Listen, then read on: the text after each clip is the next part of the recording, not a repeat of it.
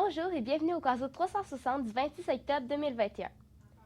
Donc, aujourd'hui en manchette, on va vous parler du nouveau Caso 360. Ensuite, on aura un petit message de la première ministre de l'école. Aussi, on va vous informer par rapport au kiosque construit par l'Écoprise au Parc Saint-Nicolas. Puis, finalement, on va vous donner les dernières nouvelles pour les activités de l'Halloween cette année.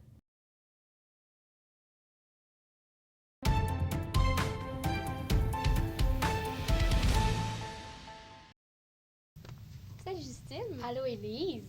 Donc aujourd'hui, on va parler un petit peu de pourquoi tu t'es incitée à te présenter comme présidente à l'école.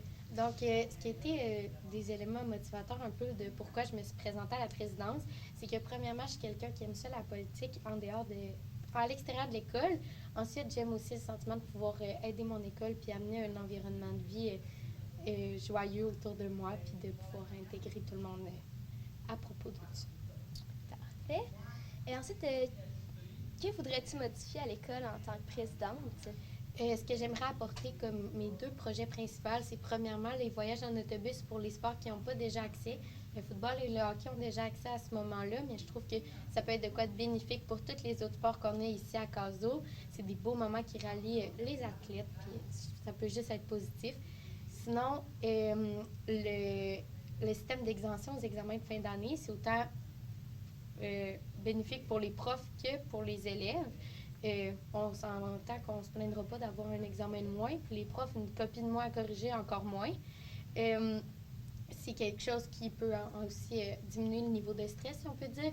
Un examen de moins étudié, moins de stress qui apporte pendant la session d'examen. Parfait. Puis, comment te décrirais-tu en tant que présidente?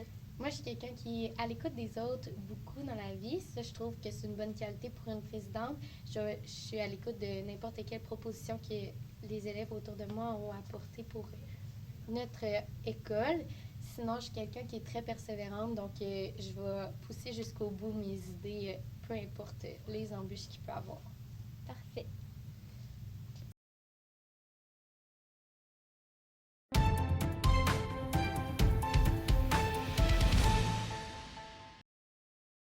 L'Écoprise Louis-Jacques Cazot est un atelier où les élèves de notre école font des stages. Travaillant principalement le bois, les élèves peuvent apprendre à utiliser différents outils. Parmi les réalisations des dernières années, on a eu la création de sous-verts pour le 375e anniversaire de la Seigneurie. Aussi, on a la fabrication de bandes de patinoire pour la municipalité de Saint-Pierre. Ils ont aussi fait la fabrication de bijoux et de colliers, ainsi que des planches à découper, puis des tables à pique-nique et des bancs de parc. Et tout dernièrement, ils ont fait la construction d'un gazebo qui est maintenant installé au parc Saint-Nicolas, juste à côté de la pomme traque. Puis ce gazebo-là permettra aux visiteurs de s'installer puis de se reposer. S'il pleut, ils peuvent s'installer dans le petit gazebo. Si vous aimeriez voir le travail de nos élèves, vous avez juste à consulter la page Facebook de l'Écoprise. De plus, nous vous présenterons des projets réalisés par ces élèves-là dans nos prochaines éditions du journal.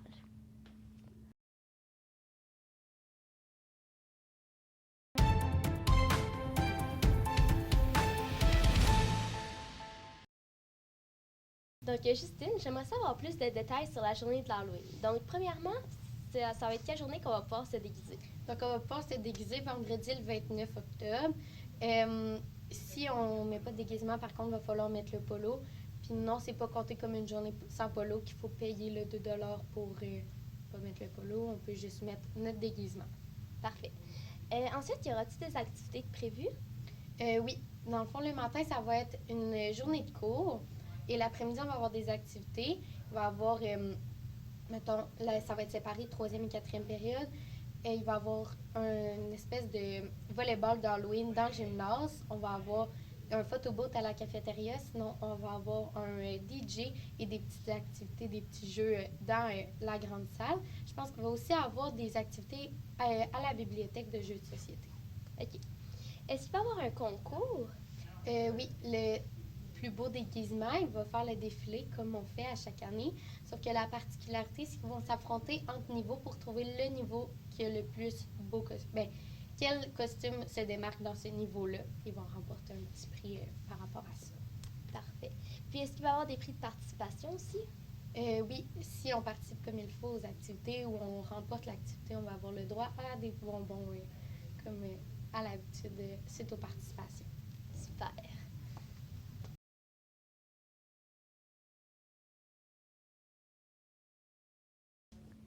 Merci à tous d'avoir écouté notre premier Caso 360.